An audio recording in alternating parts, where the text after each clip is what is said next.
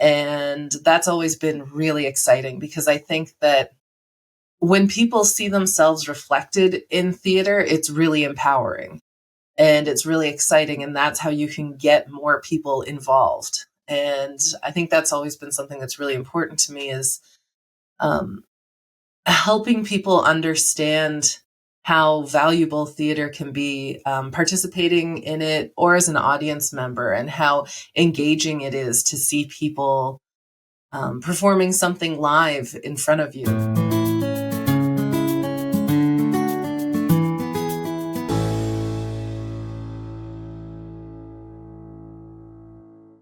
How long have you been with Matt? So I guess Matt, clarifying, being Mariposa Arts Theatre Foundation.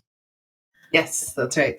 I have been with Matt for, I guess, 3 years. The first show I did with them was I directed Steel Magnolias, and that was on stage in April 2021. Is that right? Feels strange, but I think so. Yeah, post-pandemic? Yeah, kind of. Yeah. Yeah, it was just, I remember like mask mandates were just sort of changing then because we were trying to decide how to approach that. And the show was delayed. It was supposed to be in February and things weren't open enough. So we ended up doing it in April.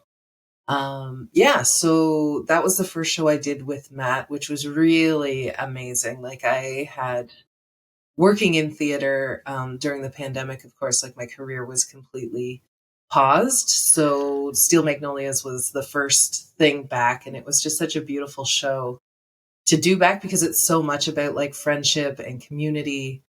And like all of these really interesting female relationships. So it was really, really great. And then in October 2022, I joined the board. It must have been April 2022.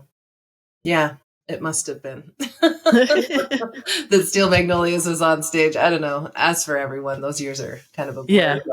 Yeah. So I joined the board, and after a year on the board last year, I became the president of Matt last October. So I've been the president for a year, and that's been really exciting. Nice. How's that going? Busy. It's extremely, extremely busy. And I'm like a very hands-on person, and I like to do a lot of things. I'm really compelled to do theater work and work with communities. And so, yeah, it's extremely busy, but it's great. You know, like we've done a lot of really interesting and great things this past year. We've been doing a lot of like organizational things to, you know, keep improving our capacity. So it's been good. And that work is going to continue. Yeah, that's amazing. That's awesome. I, obviously am also on the board, so I've been part of some of that change, but I think it's a really good group of people, and, it's forever evolving and changing. And I think that's really cool. You mentioned your background is in theater, and that's kind of your profession as well. Maybe tell me a little bit more about that. Sure. Yeah. Yeah, my background is in theater. My primary job is I'm the general manager of Mixed Company Theatre, and we're Canada's first forum theatre and theatre of the oppressed centre. So it's based in Toronto, but I work from home here in Orillia. And Mixed Company Theatre came and did a project in Orillia last year with Arts Orillia with some youth, which was really incredible. So that is sort of my primary job right now. I also am the head of production of Dauntless City Theatre, which is another Toronto-based company. We're on hiatus right now. We found things are just very different post-pandemic, but we do site-specific and have for, I think Dauntless was founded originally as Urban Bard in like 2007. So it's been a long time. So we do primarily Shakespeare, but a site-specific that Shakespeare that has been like queered and that is sort of subversive, and that's about like engaging actors who are more representative of the people who live in the city.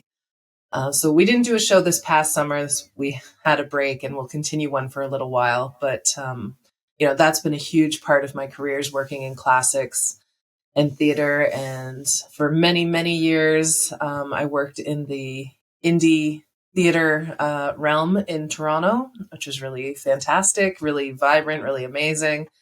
And I was a stage manager for a long time before really focusing on like producing and costume designing.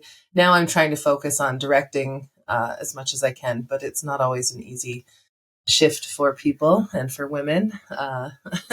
Yeah. But yeah, so that's when then I worked internationally as well. I was really lucky. I worked in the US and with the Kansas City Met for a little while and did some shows with them. And in Daegu, South Korea, I joined a group of expat theater makers, the Daegu Theater Troupe. And then again, kind of the reins were left to me and we really went far with it. We did like a number of small shows. Like I really like doing shows that have a theme but involve people bringing their own work to it, which is what we do with the Queer Cabaret at Matt.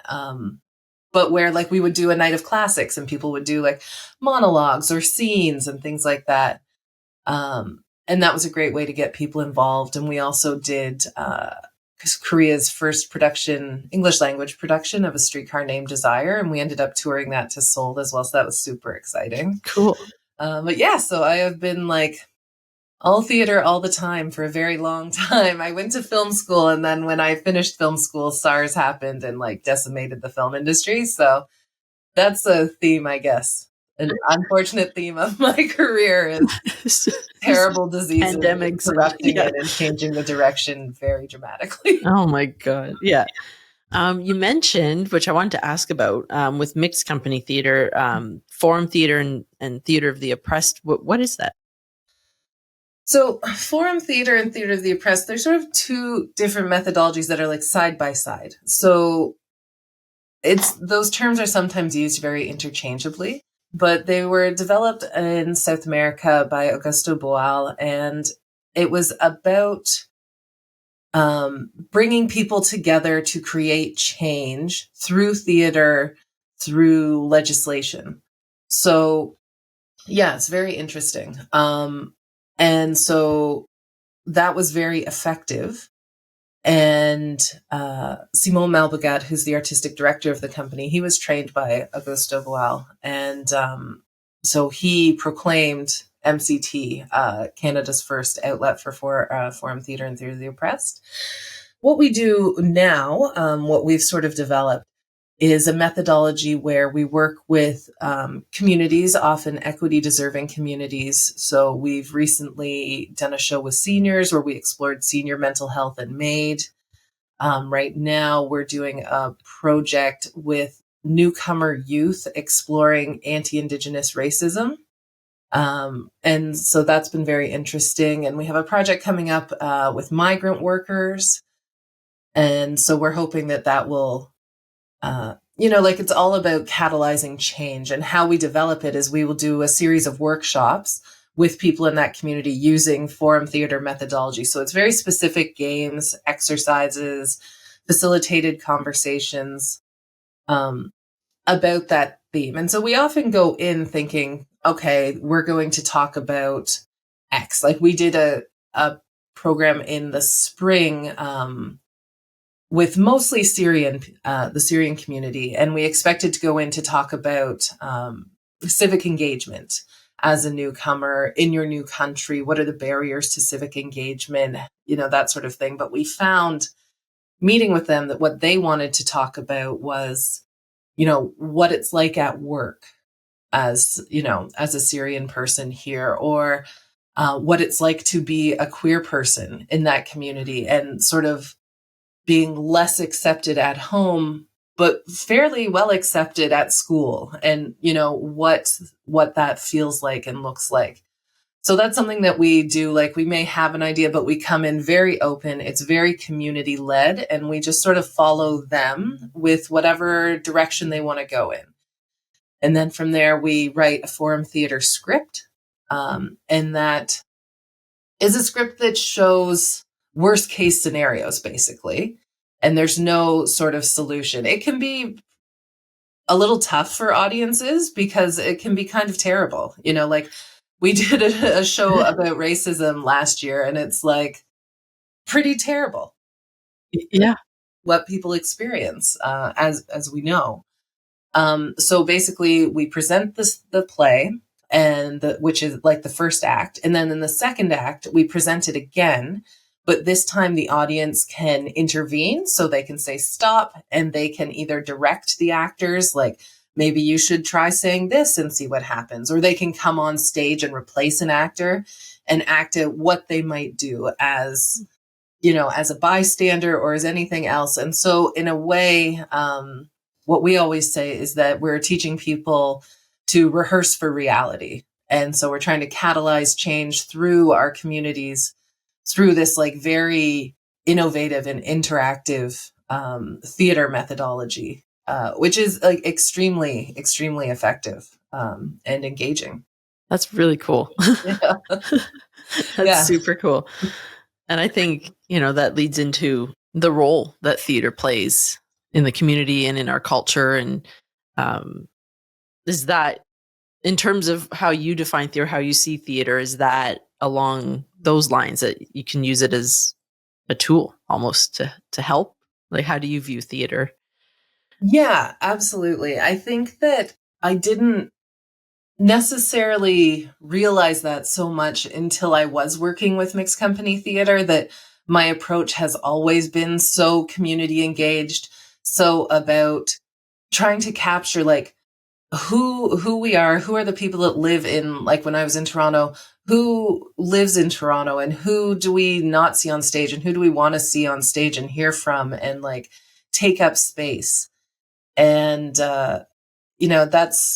that's just sort of always been instinctively the way that we have worked. Like with Dauntless, we have always done a lot of gender swapping in text. Like that was something that we'd always done from our first show, is just really getting away from seeing things in like a very binary way and trying to just open it up and be like, okay, well, this character can be anyone, right? Like there's no specific reason that someone has to be this certain gender or whatever, or race or, sexual identity. So that's something that is very easy to play with in classics because you don't have to deal with rights or that sort of thing. Sometimes you're very closed in. People might not realize, like when you're doing more modern shows where you're paying for rights, it can be, they can be very specific and say, like, these people need to be the race that I said, and the gender that I said, and the sexuality that I said. And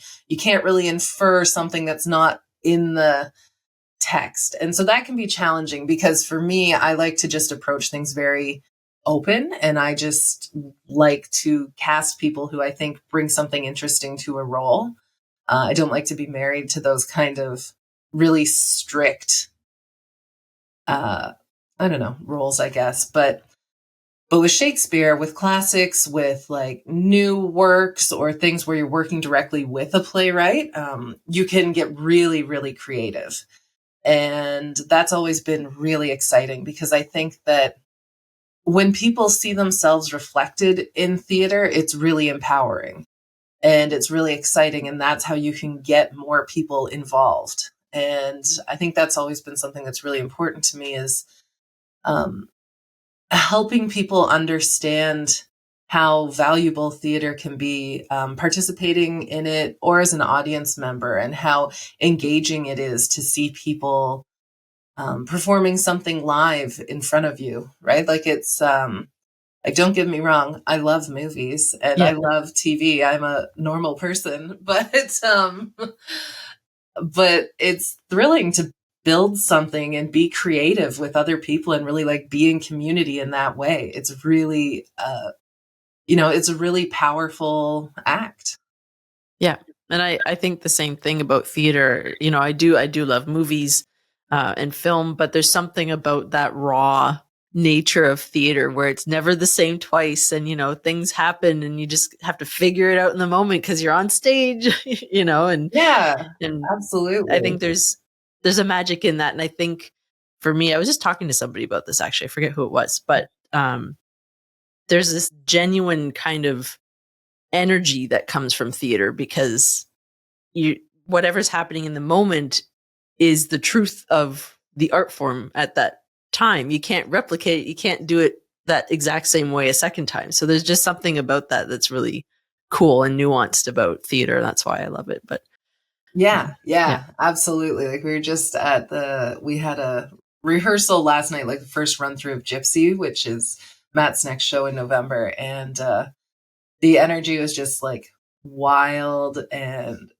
yeah, it's just so thrilling. It's just so thrilling to do something with other people who are like-minded or appreciate the same sort of art, and to really like get into things. Like I love getting into like what's happening with these characters, what's their relationship, what's happening with them, like between the scenes, like the things that we aren't seeing, and how do we share that with an audience? Like how can we really tell them what's happening?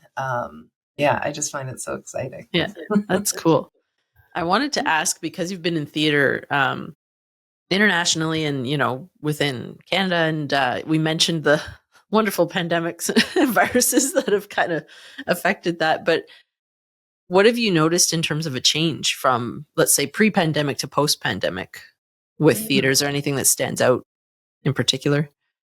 It's kind of interesting because it's different for me. Because I wasn't working in Orillia before, like the pandemic is what brought me back to Orillia. No more work, and I have 2 young kids, and we realized they were going to have to go to virtual school, and we lived in like a basement apartment, and we were like, we can't keep them in the cave forever, so we ended up moving back home with my sister. My sister bought our grandparents' house, and it had a basement apartment that I lived in when I was also a little kid. So so it just sort of worked out to be able to come back home. We're very lucky that we had that option. But it's interesting. Like one of the reasons that Dauntless, my Shakespeare company, is on hiatus is because there have been so many changes in Toronto. Like so many people in the indie community have moved on. Like many of the people that I sort of came up with, a lot of us have started to move into leadership roles of other companies, which is really exciting. Like at New Works, myself at Mixed Company Theatre, like there are a number of people who I've known for a long time, and it's nice to see that shift. Lots of people at Stratford, but then many, many others who completely left the city, who left the arts altogether because it was no longer sustainable for them. And I think in our experience in Toronto, at least, has been that audiences haven't really completely come back. It's been very difficult to get people back into the theater. Something that was always kind of hard there was like, people will always pay any amount of money to go to whatever's on at Mirvish. But for smaller shows, it was always a little difficult. But I think that, there hasn't been the same audience return as was expected. And up here in Orillia, I have less of a feel for that because I've only been with Matt for a short amount of time. But I feel like we've had an explosion of community engagement. Like our shows are doing very well. And that's because Matt has a really dedicated, amazing audience that comes to everything.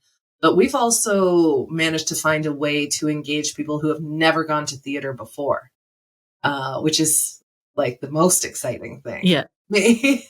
Like when we did the Play That Goes Wrong last year, like that was wild. So many people. That show did so well in February. It was fun and uplifting. People came to see it multiple times. It's really incredible.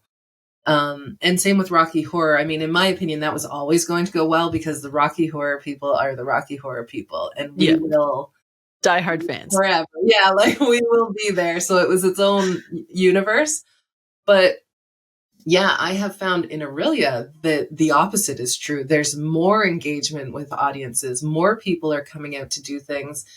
And I think that part of that is just people starting to understand that there are incredible artistic things happening in this area, and they don't have to go far to experience them. Like you can see a play that is at a professional level that's just done by people in your community here for like $35. It's, you know, and in a cost of living crisis, that's still a lot for some people. Like there's no two ways about that. Mm-hmm. But it's going out and doing something and not like gas all the way to the city and parking and like $200 tickets and that sort of thing. You know, I think that we have a lot of people who are really getting engaged here. And I don't know exactly what that is. Like some of it, I think, is a lot of people moved back here during the pandemic and have been working hard to find their community. That was certainly my case. You know, like I had never anticipated moving back home, and I had a lot of feelings about that because it wasn't within my plan. And when I grew up here, I didn't feel uh, a big sense of belonging or community or anything like that. But coming back as an adult and finding my people in Matt has been game changing. And we have continued to have new people on every production. And that's something that I'm always hoping to get across to people, is that, you know, like we want you here. We want people here. We want other voices involved. Like we really want to keep moving forward, doing all this great work. And it comes from the people who live here, who are extremely talented and generous and giving up their time. It's amazing. Yeah. I think it's an incredible group of people within Matt. And I feel it. We just had our general meeting, and it just blows me away, the generations that, you know, Matt has existed since the 70s. Yeah. Yeah. So it's been around Orillia for a long time. And just the different groups of people, and just hearing people who are now maybe in their 60s and 70s talking about shows they did then. And, you know, oh, we were, you know, talking about, you know, whatever roles they had and how things were at the time. And you just think, oh my god, like look at how far we've come, and look at all the generations that continue to jump in and are part of this ecosystem. It's just really cool. I don't know. It is. You know? It is. It's really amazing.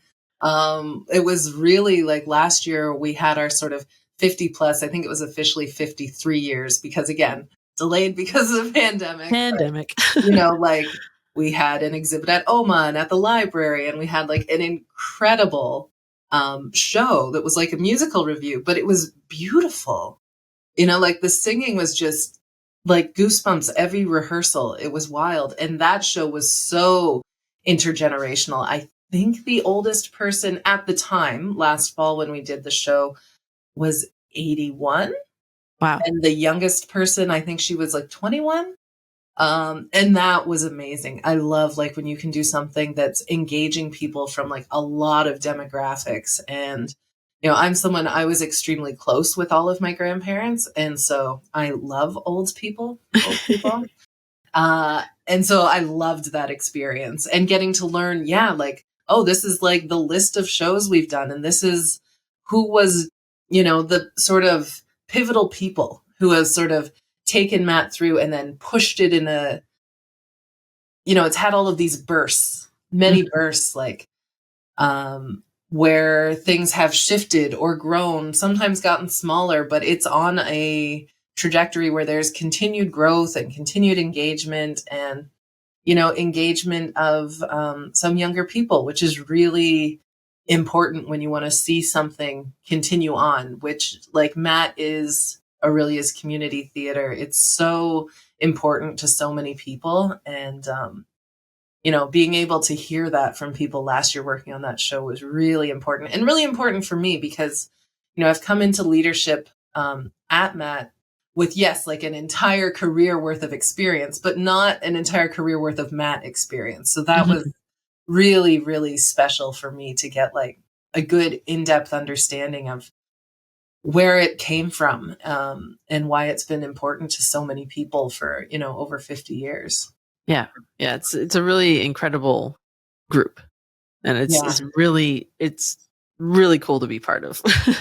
Yeah, we are so lucky. We really do have like amazing, amazing people with us. And then I guess shifting gears a little bit into Matt and the future, but upcoming, what you've mentioned Gypsy. So that's soon. I'm not sure exactly when this episode will be released, but right? Up. Gypsy is super soon. It opens on Thursday, November 9th. I think it's the 9th.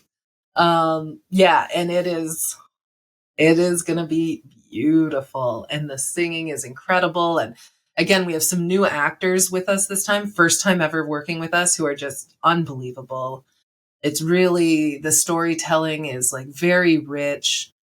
This is Josh's first time directing, and he's just doing such a beautiful, beautiful job. Like I feel very, very proud.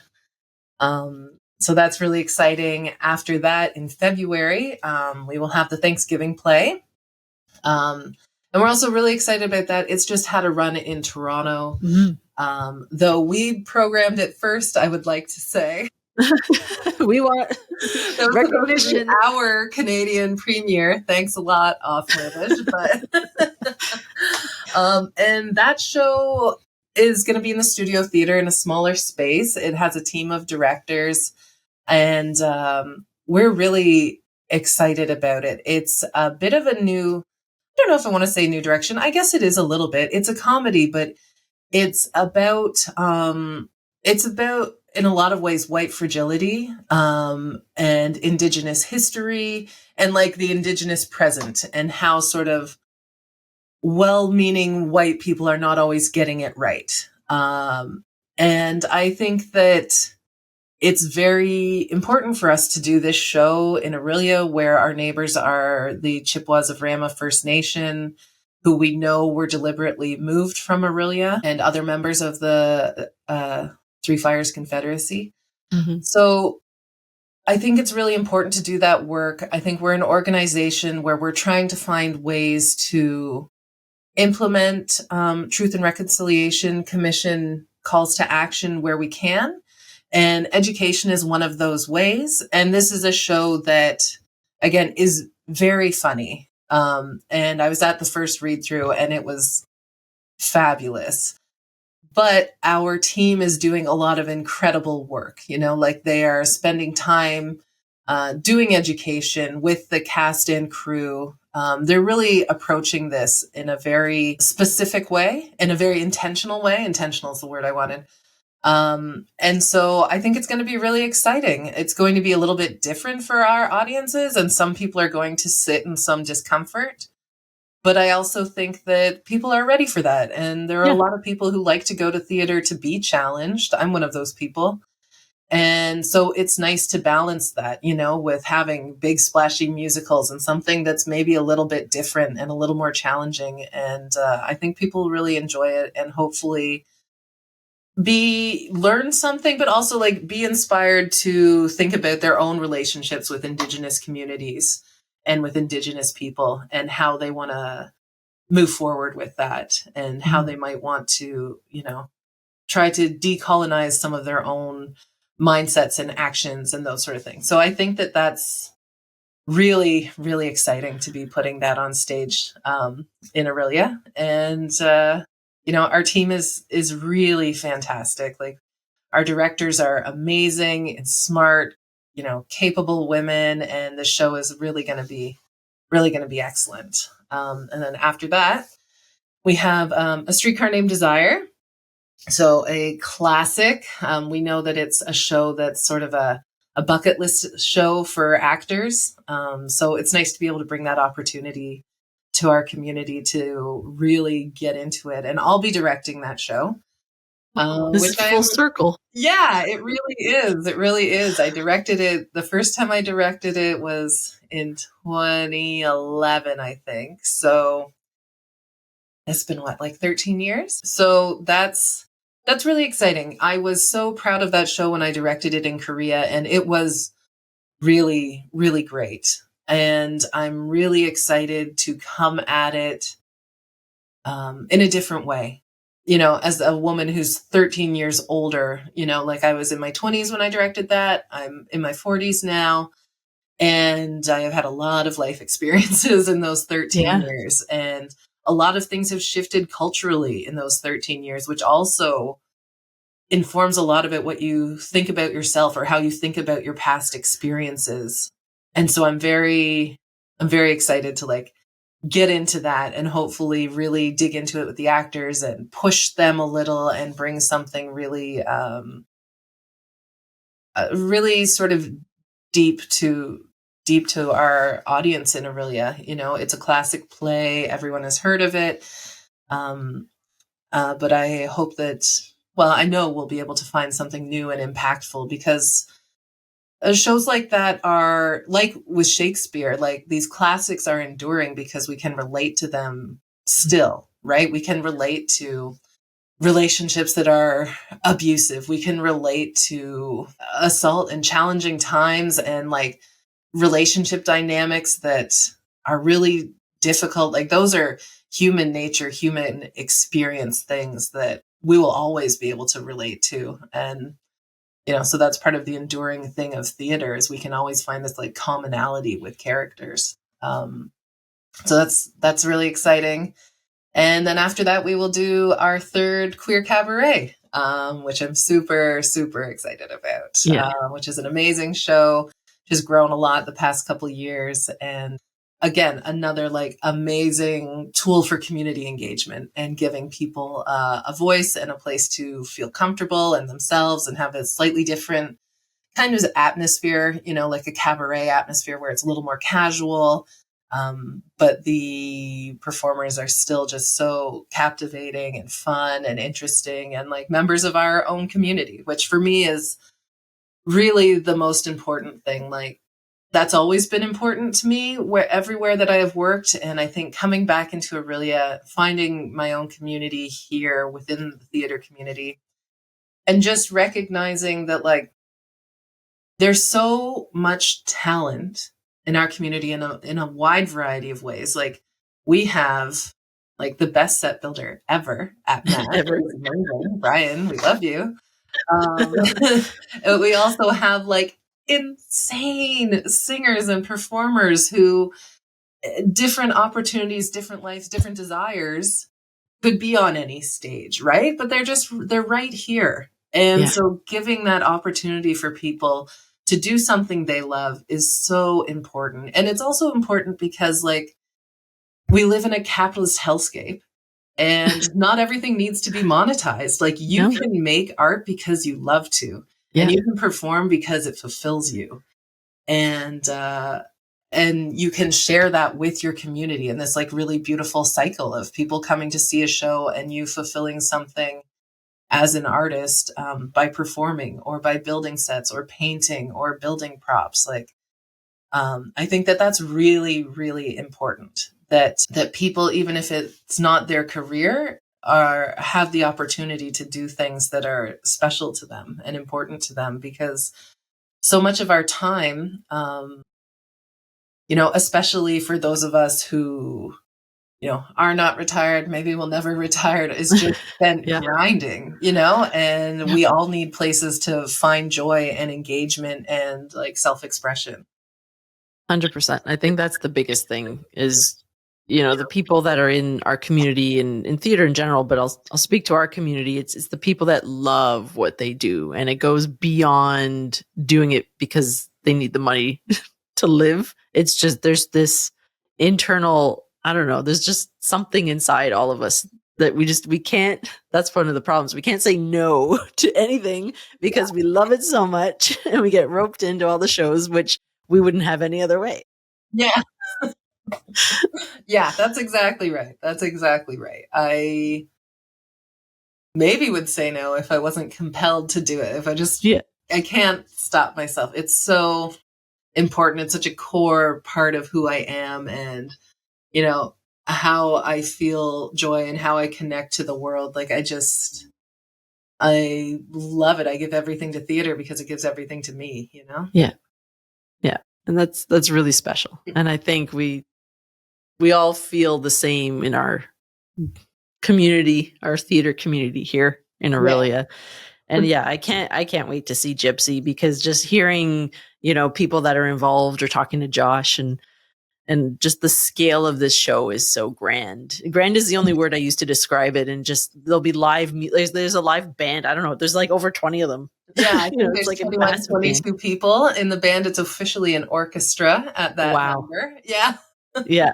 So we've got an orchestra, like a live orchestra, you know, and just insane talent that I keep hearing about that I'm so excited to see on the stage. And just, you know, all of our shows have this caliber, And it's all based and comes through these people that just love what they're doing within that space, which is so cool. So yeah, it's it's really awesome. amazing. It is awesome. It's always exciting, and we have a lot of new people behind and in front of the stage and on the stage in this show, and that's always exciting too. That maybe you're giving somebody an opportunity that they might really need, or just really want, or a way to connect with people. It's really amazing. Yeah, cool. Is there anything we haven't touched on or talked about off the top of your head? I don't know. We burned through, I feel like that was fast, but we talked about a Yeah. lot of things. I mean, that's definitely what's happening with Matt. Tonight we have the first board meeting with our new board that was voted in after AGM. So that's exciting again to get, some people who are really interested in the governance and the sort of future of the organization integrated. That's going to be exciting and interesting.